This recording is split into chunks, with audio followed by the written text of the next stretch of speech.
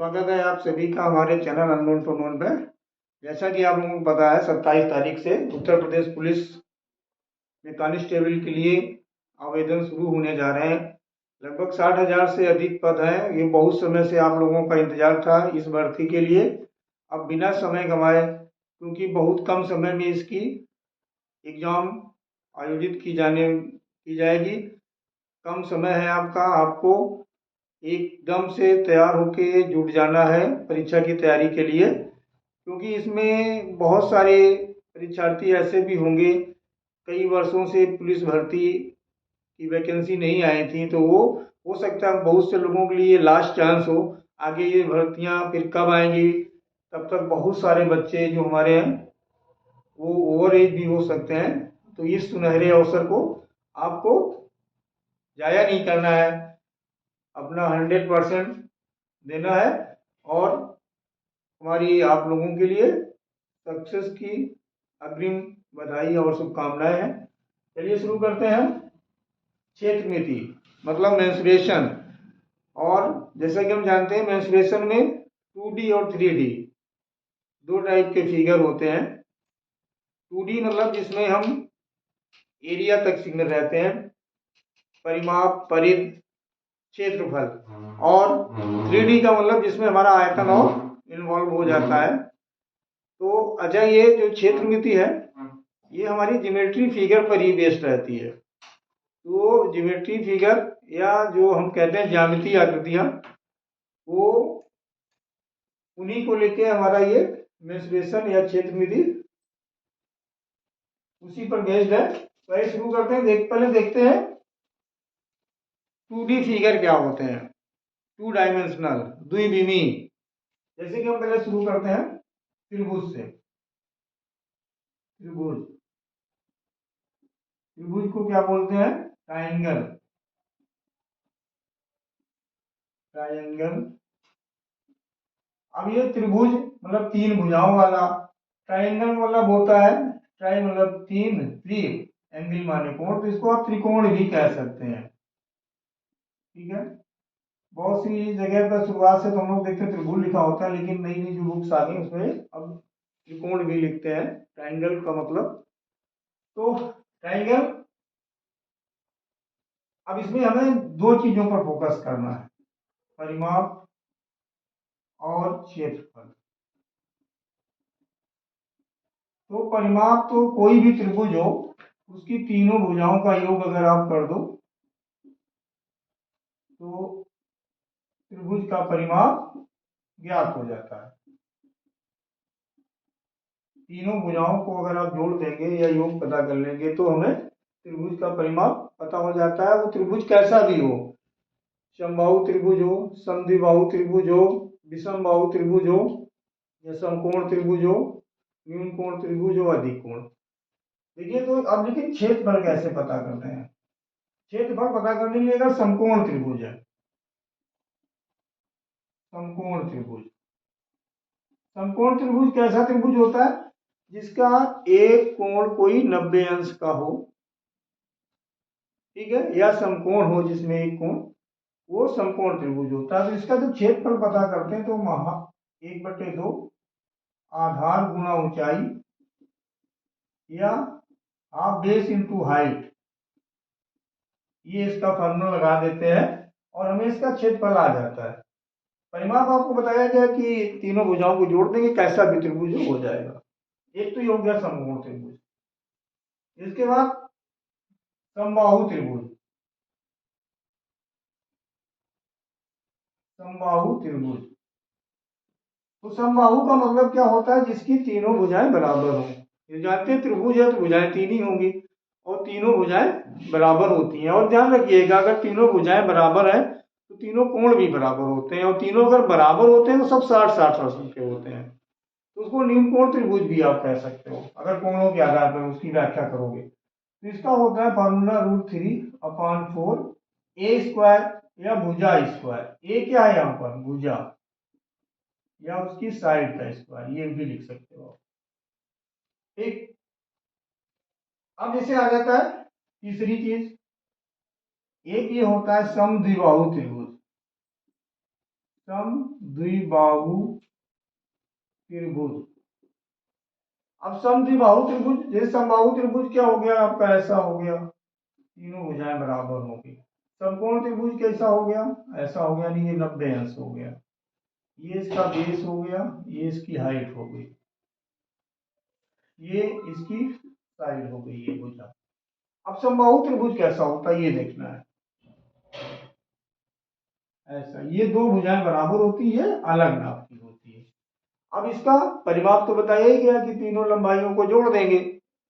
हाँ, लेकिन ये ध्यान रखना है, कभी कभी क्वेश्चन में जब परिमाप बोलते हैं समद्विबाहु त्रिभुज का, तो ऐसे बोल देते हैं समद्विबाहु त्रिभुज की भुजाएं 15 सेंटीमीटर और 20 सेंटीमीटर है। तो ये मान लीजिए 15 है और ये 20 है, ये भी 15 हो गई, तो इसका आपका परिमाप क्या हो जाएगा, 15 15 30 20 50। जब कभी ऐसा क्वेश्चन आ जाए कि समद्विबाहु त्रिभुज है, उसकी भुजाएं 15 सेंटीमीटर और 20 सेंटीमीटर है, त्रिभुज का परिमाप ज्ञात करना है, तो आपको दो इसमें संभावनाएं बनती हैं। अगर दो भुजाएं दी गई हैं और समद्विबाहु त्रिभुज है 15 और 20 दिए, तो या तो ये एक ऑप्शन बनेगा, या फिर आपका एक ऐसा ऑप्शन बन जाएगा कि ये 20 और ये 15।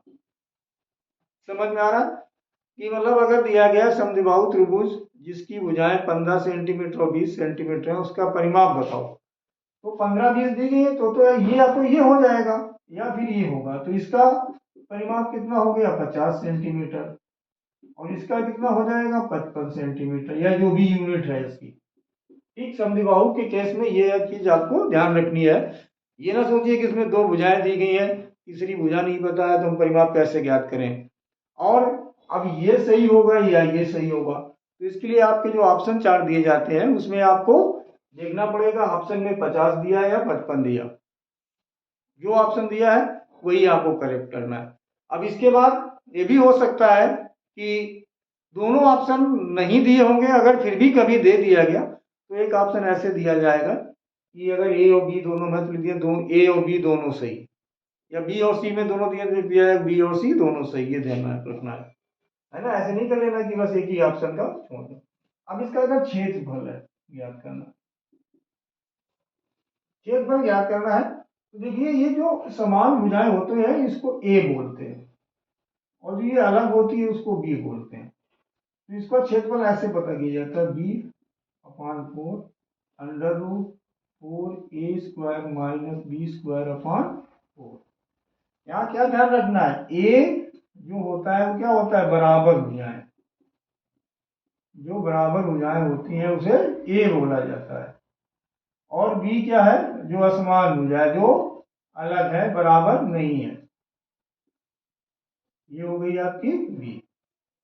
तो ये अगर आप फार्मूला यूज कर लोगे तो समद्विबाहु त्रिभुज का क्षेत्रफल पता कर लोगे, और परिमाप के बारे में आपको भी बताया गया है। अब एक त्रिभुज बचता है विषमबाहु,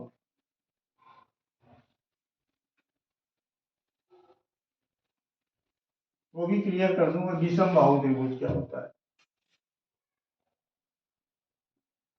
विषम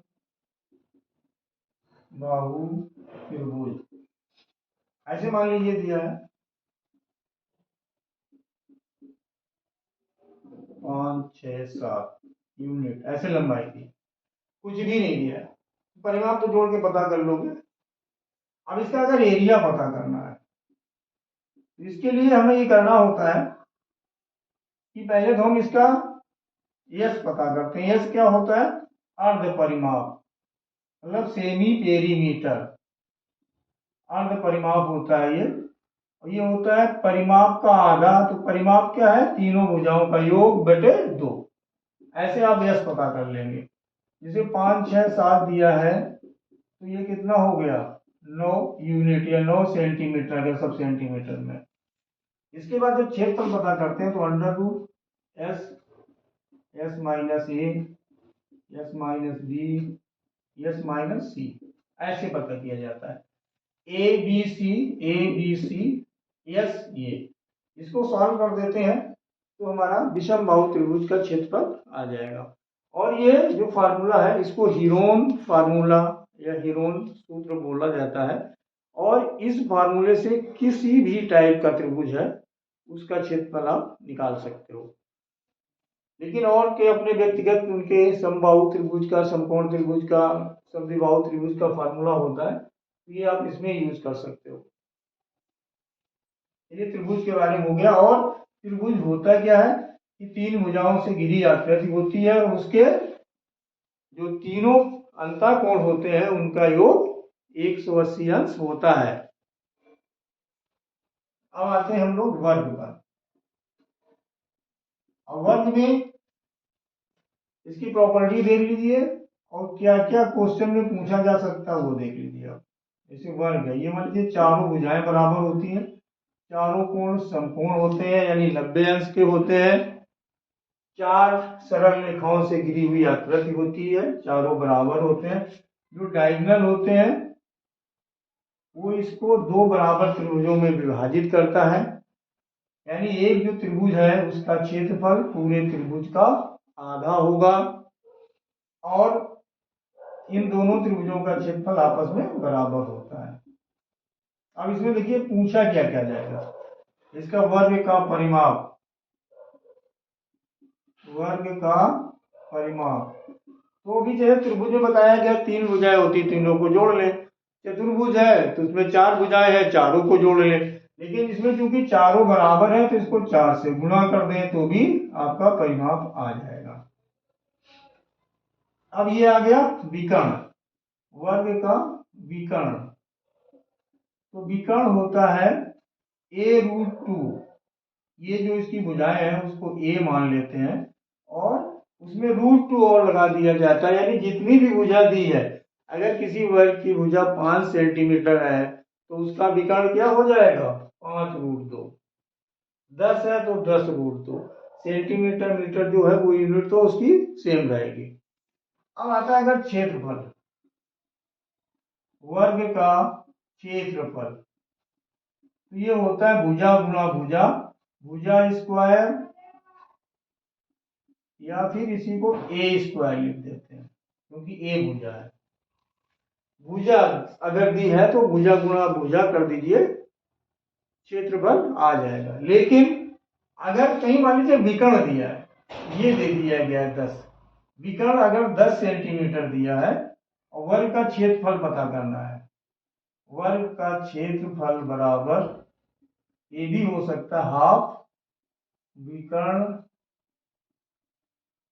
का होल स्क्वायर, ऐसे करके। ये तो होता ही है, ये कॉमन सा फॉर्मूला है, भुजा गुणा भुजा वर्ग का क्षेत्रफल हो गया। लेकिन अगर विकर्ण दिया है तो आप उसको अगर भुजा पता करोगे फिर निकालोगे, आपका टाइम वेस्ट होगा, आंसर तो निकल आएगा लेकिन समय बर्बाद होगा। अगर विकर्ण दिया है तो बस आपको यही करना, हाफ विकर्ण सपोज को 10 दिया है तो 10 गुणा 10 क्योंकि स्क्वायर करना है, 2 से इसको काट दीजिए 5, 50 स्क्वायर यूनिट आपका ये जो होगा, या जो भी है मीटर सेंटीमीटर स्क्वायर यूनिट, इसका आपका क्या हो जाएगा, ये इसका क्षेत्रफल या एरिया हो गया। परिमाप देख लिया आपने, क्षेत्रफल देख लिया, विकर्ण देख लिया। अब क्वेश्चन और ऐसा आ सकता है कि त्रिभुज ये जो वर्ग की भुजा 10% बढ़ा दी गई, 10% बढ़ा दी गई तो क्षेत्रफल कितने प्रतिशत बढ़ जाएगा, कितने प्रतिशत बढ़ जाएगा, ऐसा क्वेश्चन आ सकता है। हाँ, ये 10% जगह कुछ भी हो सकता है। कोई वर्ग दिया है, ये वर्ग दिया है, इससे जो रिलेटेड क्वेश्चन पूछे जा सकते हैं वो आपको अभी एक एक इनका एग्जाम्पल बताता जा रहा हूँ साथ में।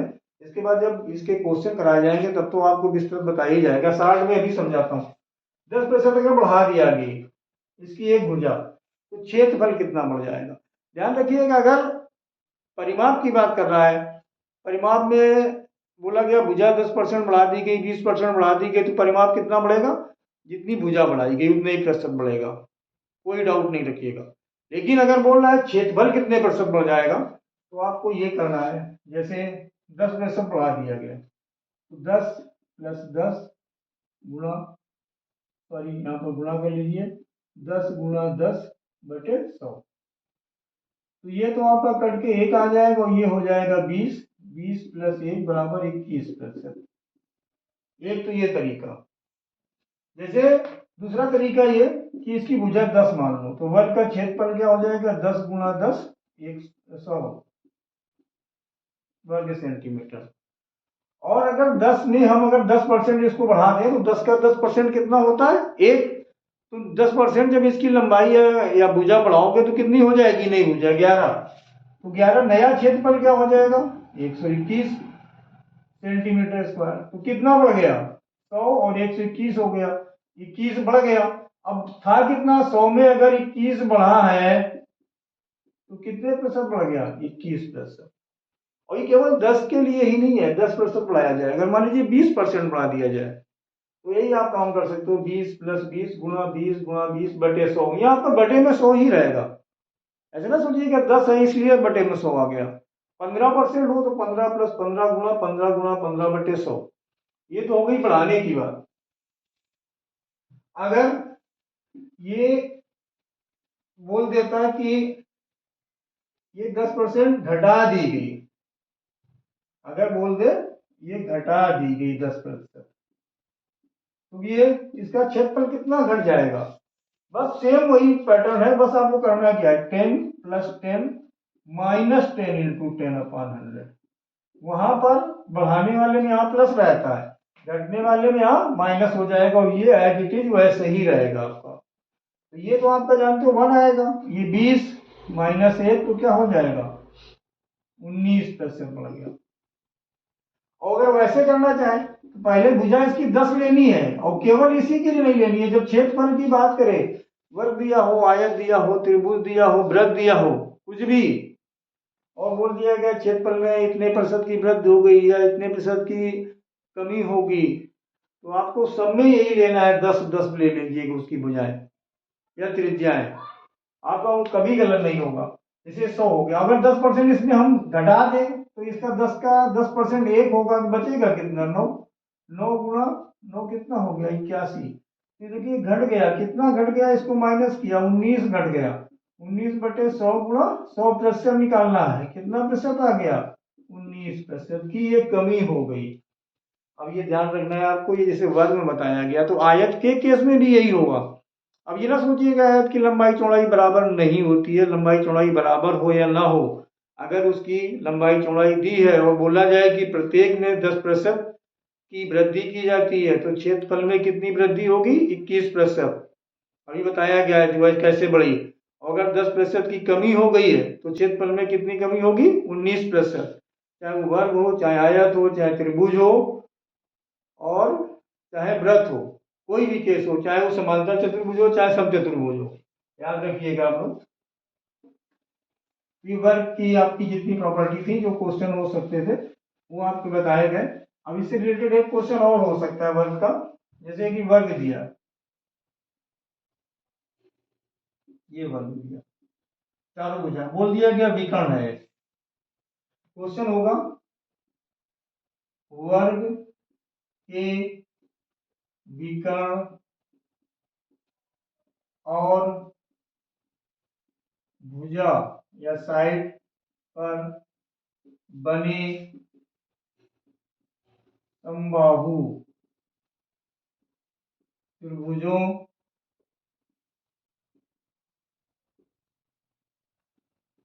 के क्षेत्रफलों का अनुपात क्या होगा।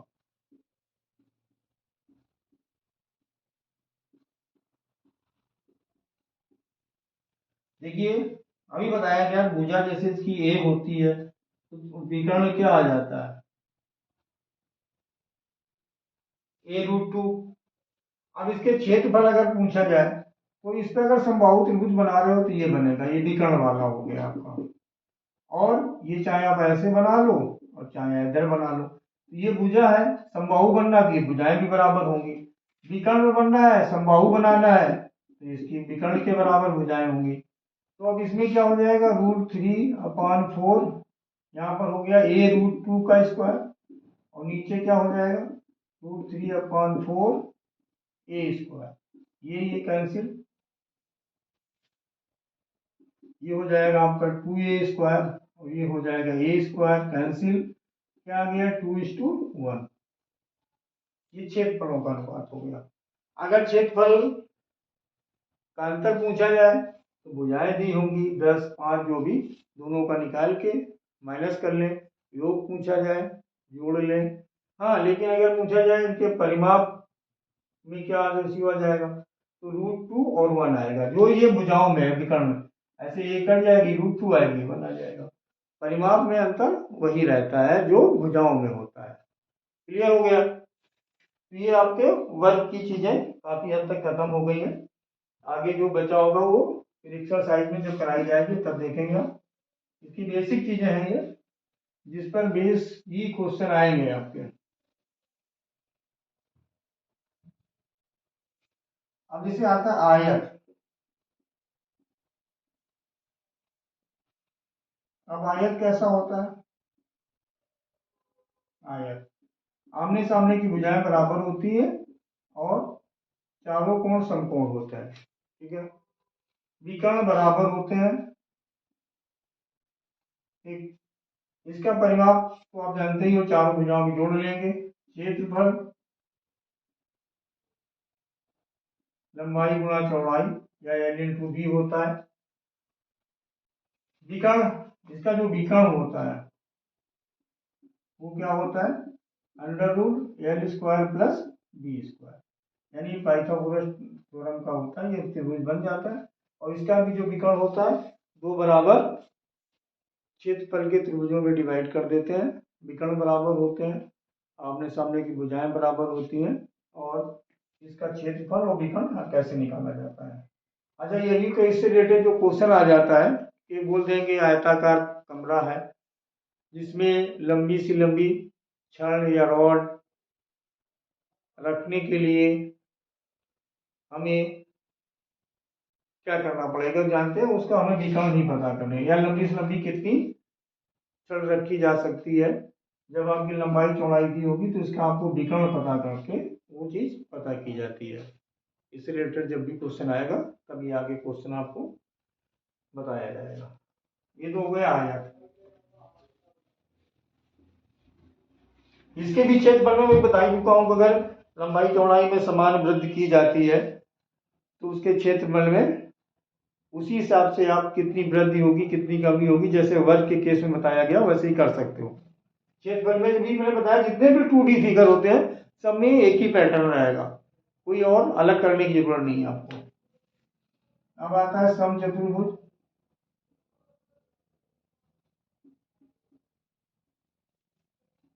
समचतुर्भुज ऐसा फिगर होता है, सब भुजाएं बराबर होती हैं, आमने सामने पैरेलल होती हैं, अपोजिट कोण बराबर होते हैं, ये वाले के आमने सामने के कोण बराबर होते हैं।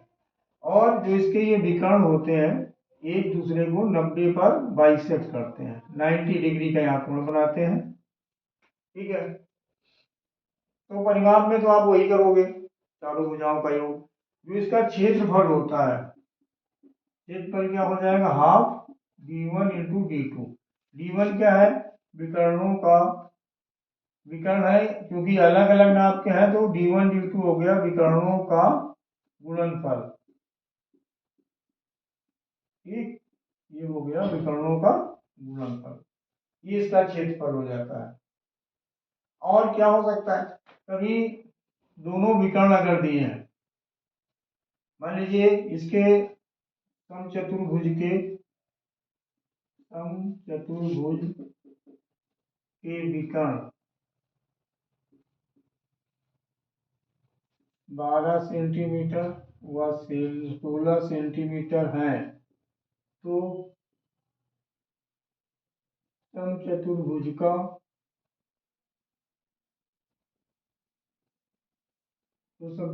का परिमाप क्या होगा। परिमाप अगर पूछ दिया गया, देखिए ये अगर 12 और 16 है विकर्ण, ये मान लीजिए 16 है, ये वाला 12 है, तो इनको हाफ कर लेते हैं तो हमें भुजा पता चल जाती, क्योंकि ये 90 है, ये दो भुजाएं होगी, हमें कर्ण पता करना है। तो इसका जो ये सामने की भुजा होगी तो वो निकल आएगी 8 का स्क्वायर प्लस 6 का स्क्वायर, यानी जो विकर्ण है, बताया गया कि समचतुर्भुज के विकर्ण एक दूसरे को समद्विभाजित करते हैं, वो भी समकोण पर 90 अंश पर समद्विभाजित करते हैं या बाइसेक्ट करते हैं। तो जितनी भी विकर्ण की लंबाई दी है दोनों का आधा कर लें, पाइथागोरस थ्योरम लगा दें भुजा पता करने के लिए या इनके वर्ग को। तो 8 का वर्ग कितना हो गया 64 और 6 का वर्ग 36, ये हो गया 100 अंडर रूट, तो इसको निकाल लेंगे तो आ जाएगी 10 सेंटीमीटर। और चारों भुजा बराबर होती है तो परिमाप क्या हो जाएगा, भुजा गुना 4 यानी 10 गुना 4 बराबर 40 सेंटीमीटर, या जो भी यूनिट दी होगी।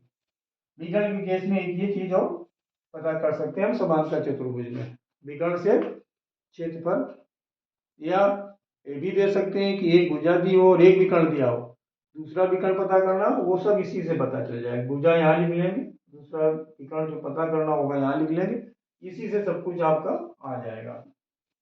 ये हो गया समचतुर्भुज। अब इसके बाद आता है समांतर चतुर्भुज।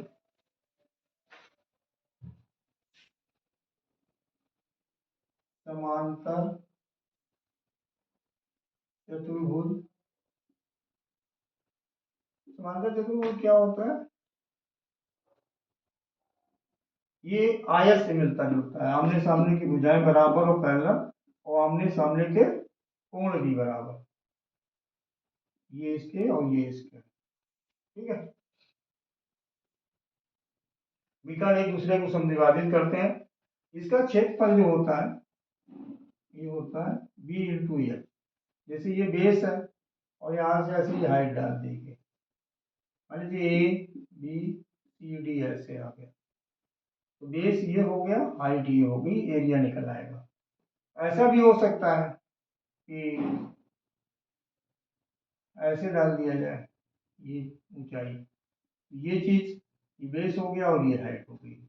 और क्वेश्चन कैसे आ सकता है, जैसे ये दे दिया गया 16 सेंटीमीटर, ये दे दिया गया 6 सेंटीमीटर, ये दे दिया गया आपका 12 सेंटीमीटर, और ये पता करने बोल दिया गया। तो वही करना होता है कि ये इंटू ये, भाई इसका जब, क्योंकि है तो आपका समांतर चतुर्भुज, जो बेस इंटू हाइट इधर लगाए या बेस इंटू हाइट इधर लगाए, क्षेत्रफल समान ही आएगा। तो आप ऐसे भी कर सकते हैं, जैसे 16 गुना 6 बराबर 12 गुना ये जो भी भुजा होगी एक्स, 6 दूनी 12 2 अट्ठे 16, तो जो हमें हाइट या इसकी दूरी पता करनी है वो निकाल सकते हैं। इसमें इसी टाइप का क्वेश्चन आपसे पूछा जाएगा समांतर चतुर्भुज में।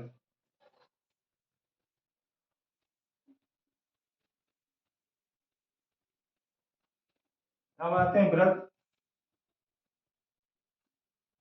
यानी कि सर्किल। ये ऐसा दिया है, ये वृत्त हो गया, मान लीजिए आपका, इसके एक सेंटर होता है, जो भी यहाँ से इसकी जो ये सर्कमफ्रेंस है या परिध है, सेंटर से उसकी हर जगह पर बराबर दूरी होती है, और ये सब रेडियाई है, रेडियस है, रेडियस मतलब त्रिज्या, क्या बोलते हैं इसको, आर मतलब त्रिज्या रेडियस, डी मतलब व्यास, सी मतलब सरकमफ्रेंस परिध, और ए मतलब एरिया मतलब क्षेत्रफल, इतनी चीजें होती हैं वृत्त में। अब जैसे कि इसमें परिध दे दी, मान लीजिए ये इसकी 7 सेंटीमीटर रेडियस दे दी गई, तो डायमीटर कितना हो जाएगा 2 इंटू 7 14 सेंटीमीटर, क्योंकि d इक्वल टू होता है 2r, यानी डायमीटर या जो व्यास होता है वो त्रिज्या का 2 गुना होता है, डबल होता है। और अगर इसकी अब परिध पूछी गई यानी सरकमफ्रेंस, ये होता है 2 पाई r, ये हो जाएगा 2 गुना 22/7, और r जितनी भी दिए वो लिखेंगे, तो ये कितना हो गया 44 cm सेंटीमीटर। और अगर एरिया पूछा गया तो ये होता है पाई r स्क्वायर, ये क्या हो जाएगा पाई और r स्क्वायर, ये क्या हो गया 154 सेंटीमीटर स्क्वायर, ये चीज हो गई। अब इसमें जो कुछ और क्वेश्चंस रहते हैं सर्किल से, वो अभी आगे बताए जाएंगे। इसमें पहले देखते हैं अर्धवृत्त। ये चीजें इतनी हर एक क्वेश्चन में आएंगी जो वृत्त से संबंधित होंगी। और इसके अलावा अर्धवृत्त क्या होता है, अर्धवृत्त यानी सेमी सर्किल। सेमी सर्किल ऐसे मान लो सर्किल का आधा हिस्सा, ये सेमी हो गया। तो ये जो इसका होता है ये अब क्या हो गया व्यास या डायमीटर। और इसकी अगर हम परिध पता करेंगे, परिध पता करेंगे तो क्या हो जाएगा पाई आर। पाई आर क्यों, अभी आपको बताया गया सर्किल या वृत्त की परिध 2 पाई आर होती है। ये अर्धवृत्त है तो उसका आधा हो जाएगा, 2 पाई आर का आधा करेंगे तो क्या हो जाएगा पाई आर। और जो एरिया हो जाएगा वो क्या हो जाएगा, वो भी आधा हो जाएगा। तो एरिया उसका सर्किल का होता है पाई आर स्क्वायर, तो इसका हो जाएगा पाई आर स्क्वायर अपॉन 2। अब ये जो नई चीज होती है जो वृत्त में नहीं होती है वो इसमें रहती है अर्धवृत्त में, और वो होता है परिमाप। और इसको बहुत ध्यान देने की बात होती है, कंफ्यूजन हो जाता है। क्योंकि ये आपको बताया जाता है कि अगर एक कोई तार को हम वृत्त के रूप से वर्ग के रूप में मोड़ दें तो जितनी वृत्त की परिध होती है उतनी वर्ग का परिमाप हो जाता है। तो हमें ये कभी कभी समझ लेते हैं कि ये दोनों आपस में बराबर होते हैं, लेकिन दोनों अलग चीज है। ये जैसे अगर ये हमें मान लिया अभी हमने बताया था 7 सेंटीमीटर है त्रिज्या, तो ये अगर हम करेंगे 22/7 गुणा 7 तो हमारी परिध कितनी आई 22 सेंटीमीटर। और देखिए परिमाप क्या होता है, परिमाप यानी जो परिध है, परिध हमारा ये वाला हिस्सा होता है, ये परिध होती है। और परिमाप क्या होता है, जहां से आप चले तो लौट के उसी जगह पे आना घूम के। तो ये क्या हो गई परिध, परिध क्या है पाई आर। और ये क्या है व्यास, और व्यास क्या होता है d = 2r। अब ये देखो, अब चाहे ऐसे कर लें चाहे ये पता है आपको 2r। अब r की वैल्यू पुट करनी है, ये हो गया 22/7, ये 7 प्लस ये 2 × 7, ये कैंसिल, ये कितना हो गया 22, ये कितना हो गया 14 इक्वल टू कितना आ गया 36 सेंटीमीटर।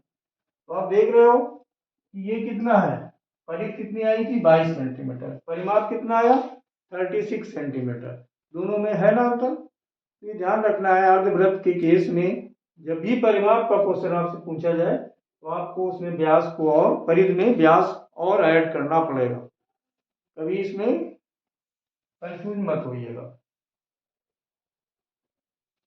अब वृत्त की जब चर्चा चल रही है तो थोड़ा सा और इसमें क्यों चीजें होती हैं। अब जैसे अगर दिया गया ऐसे वृत्त दे दिया गया, ये दे दिया गया, तो आप जानते होंगे इसको क्या बोलते हैं, हम सेक्टर बोलते हैं। ये ऐसे आप कोण दे दिया गया, मान लीजिए सपोज करिए ये दे दिया गया आपका 80 सेंटीमीटर। अब ये जो इतना भाग ये बोल दिया गया इसका इसका आपको वो पता करना है क्षेत्रफल। इसमें क्या करते हैं, जो क्षेत्रफल का हमारा फार्मूला होता है पाई आर स्क्वायर। क्षेत्रफल का फार्मूला क्या होता है हमारा, सर्किल के क्षेत्रफल का या एरिया का फार्मूला पाई आर स्क्वायर। और अगर ये हमें यहाँ पे कोण दे दिया गया, इतने हिस्से का बताना है, केवल ये सेक्टर होता है, एक इसका जितना भी हिस्सा है वृत्तांश है, जितना अंश है इसमें, तो ये जितना कोण दिया है θ/360, यानी इसका जो फार्मूला होता है हमारा ये होता है पाई आर स्क्वायर θ/360। ठीक है, जब आप ये इसका आप पता करेंगे कहीं पर भी जितना भी कोण दिया है वो थीटा लिख देंगे और 360। और ये होता है माइनर सेक्टर। अगर इस वाले पार्ट का पूछे, ये अगर 80 दिया है तो 360 में माइनस कर दीजिए, ये कितना हो जाएगा 280। बड़े वाले पता करने के लिए यहाँ तो आप 280 लिख लीजिएगा, तो ये बड़े वाले सेक्टर का आपका एरिया निकल आएगा। अब इसके बाद इसकी ये जो चाप होता है, चाप या इसको बोलते हैं लेंथ ऑफ आर्क या चाप की लंबाई। ये पता करनी हो तो इसमें आपको परिध वाला फार्मूला यूज करना होता है। वृत्त की परिध होती है 2πr। अब जब ये कोण दिया है केवल इतने भाग की पता करनी है तो इसमें भी वही करना है, θ/360। कुछ और वृत्त में कुछ छूट तो नहीं रहा है। अब मुझे नहीं लगता है कि इसमें और कोई चीजें छूट रही है।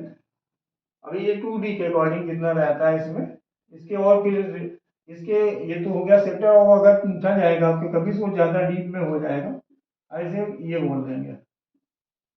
ये वाला जब हिस्सा पूछते हैं, ये वाला इतना, इसको सेगमेंट बोला जाता है।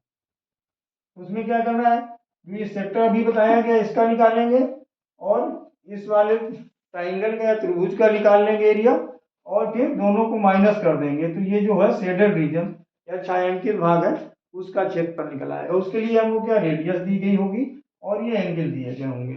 वो जब क्वेश्चन आएंगे अभी और आपको क्लियर करके बता दिया जाएगा।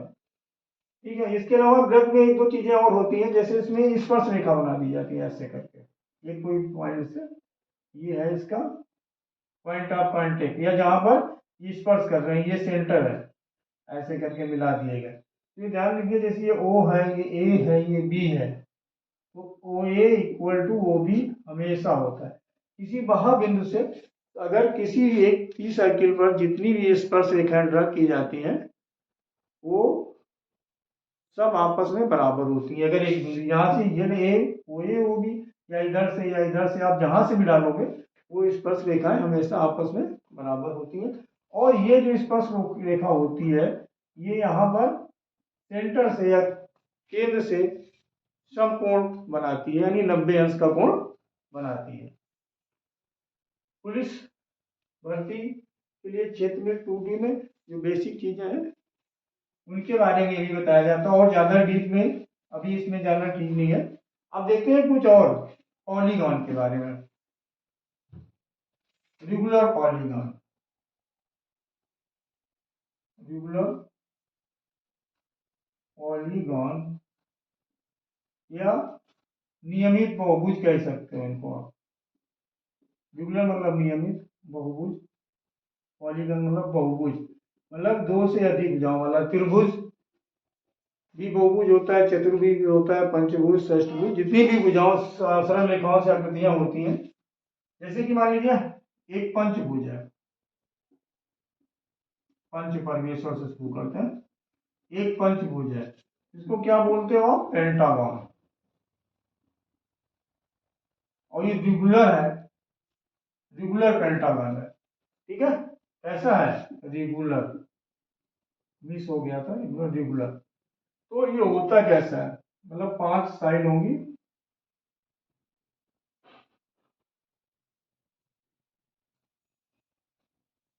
ये चीज, और ये पांचों आपस में बराबर है। ठीक, अब इसमें पूछा क्या जा सकता है आपका, प्रत्येक अंतःकोण, अंतःकोण, प्रत्येक अंतःकोण। ठीक, और अंतःकोणों का योग,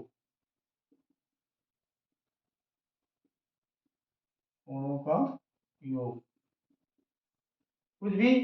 तो आप जानते हैं क्या करते हैं, n-2 इंटू 180 अपॉन एन, प्रत्येक के लिए। 5 भुज है, 5-2 इंटू 180 अपॉन 5। इससे इसको काट देंगे 36, 5-2 करेंगे 3, 36 इंटू 3 करेंगे 108। यानी कि इसका एक जो अंतःकोण है वो 108 अंश का हो गया। अब सारे ये बराबर ही होंगे, सब 108 अंश के हो जाएंगे। अब योग कितना हो जाएगा, एक योग इसका हो जाएगा 108 गुणा 5 कर दें 540, या फिर इसमें से आप एन हटा दें तो ये अपान का जो एन हटा दें तो 5-2 इंटू 180, ये कितना हो जाएगा, 3 इंटू 180, कितना हो गया 540। यानी सारे अंतःकोणों का योग हो गया 540। अब ये कुछ भी हो सकता है, पंचभुज, षष्ठभुज, अष्टभुज, है ना। तो यहाँ पे एन की जगह पे जितने भुजाएं हैं वो लिखना है, इंटू 180 करना है, तो क्या हो जाएगा, सारे अंतःकोणों का योग। और जितने भुजाएं हैं उससे डिवाइड करना है तो प्रत्येक अंतः कोण आ जाएगा। अच्छा, एक चीज तो ये हो गई।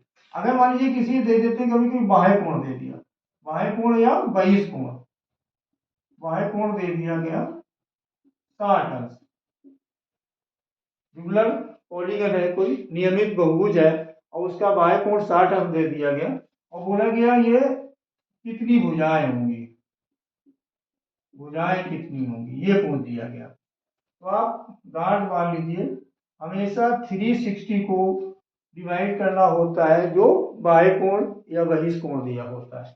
360 डिग्री को आपको 60 अंश से डिवाइड करना है तो क्या आ जाएगा 6, यानी 6 भुजाएं होंगी और 6 भुजाओं वाली आकृति क्या होती है, षष्ठभुज। यानी वो जो आकृति होगी रेगुलर पॉलीगन वो षष्ठभुज हो जाएगी। कोई भी बहिष कोण दिया हो, चाहे वो चतुर्भुज हो, त्रिभुज हो, पंचभुज हो, अष्टभुज हो, उसके सभी बाह्य कोणों का योग हमेशा 360 डिग्री ही होता है। तो अगर बहिष कोण से 360 को डिवाइड कर दोगे तो कितनी साइड है, भुजाएं हैं, वो आपको आसानी से पता चल जाएगी। अब ये भुजाएं और कोण का आ गया अंतः कोण, ये आप तो ध्यान रखिएगा, ये 108 जैसे है तो इसका बहिष कोण कितना होगा, इन दोनों कोणों का योग, अंतः और बहिष कोण का योग हमेशा 180 होता है। तो 180 से 108 घटा दोगे तो कितना आ जाएगा, 72 अंश। अब 72 से 360 को अगर डिवाइड करोगे तो कितना आ जाएगा, 5। देखिए वही पेंटागन को सेटिस्फाई कर रहा है। ठीक? और एक क्वेश्चन देखते हैं इसी टाइप का क्वेश्चन, क्या मतलब इसकी जो रेगुलर पॉलीगन में जो चीजें आ सकती हैं। अब बोल दिया क्या, जैसे रेगुलर पॉलीगन है कोई और उसमें भुजाएं 8 है, अष्टभुज है, अष्टभुज है कोई नियमित अष्टभुज या रेगुलर ऑक्टागन, ठीक है, ये दिया हुआ है। अष्टभुज है मतलब 8 भुजाओं वाला है, 8 भुजाएं। अब इसमें हमें बताने को बोल दिया गया कि विकर्ण बताओ कितने होंगे, विकर्ण कितने होंगे।